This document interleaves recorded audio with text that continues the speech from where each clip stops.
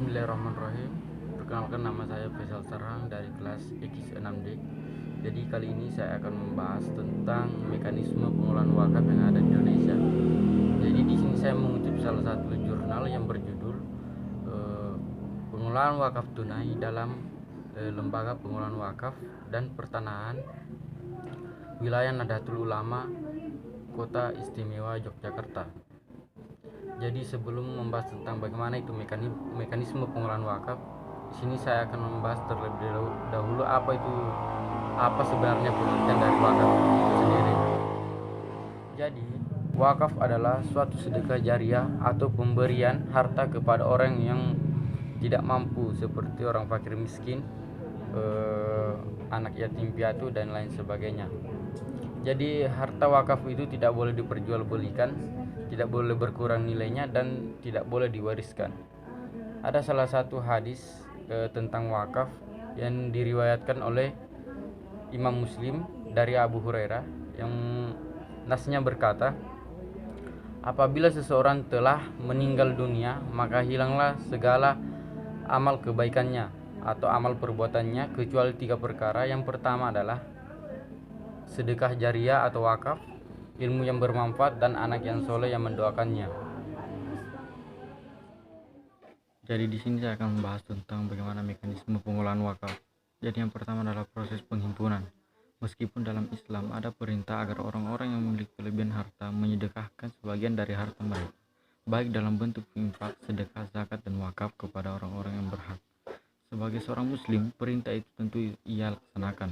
Biasanya pelaksanaannya, perintah tersebut dilakukan dengan cara memberikan sebagian harta yang ia miliki secara langsung kepada yang berhak, seperti kepada fakir miskin, anak yatim, dan orang yang tidak mampu. Pelaksanaan infak, sedekah, dan zakat seperti itu tidak dilarang, tetapi kurang efektif dalam membantu kaum miskin dan tak mampu. Pemberian sebagian harta kepada orang yang berhak, baik dalam bentuk infak, sedekah, zakat, maupun wakaf, tentu saja merupakan pelaksanaan ajaran Islam.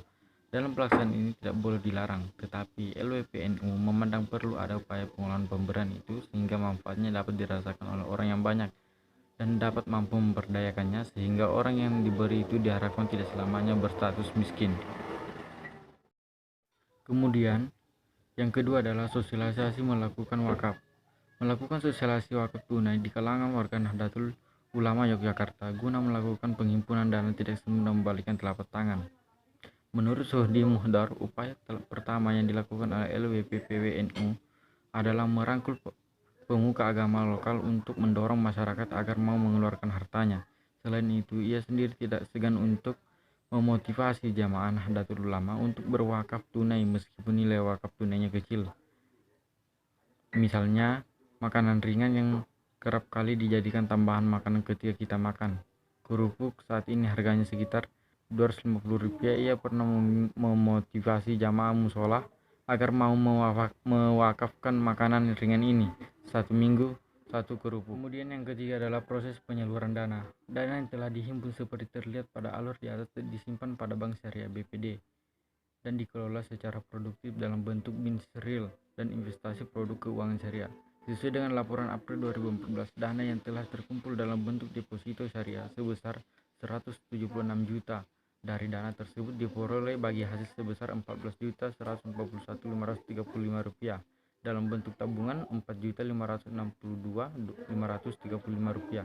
Sementara tabungan pendayagunaan tanah wakaf sebesar Rp28.217.000. Jumlah wakif atau orang yang mewakafkan sebanyak 975 orang dalam bentuk pinjaman produk tanpa bunga. Selain itu, nilai manfaat yang diperoleh dari deposito digunakan untuk bantuan pendidikan dan kesehatan.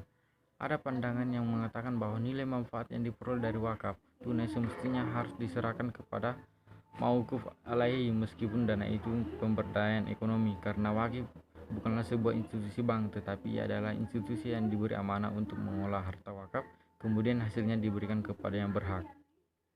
Jadi itu saja yang mengenai tentang bagaimana pengelolaan wakaf yang ada di Nahdlatul Ulama Yogyakarta. Sekian dan terima kasih. Assalamualaikum warahmatullahi wabarakatuh.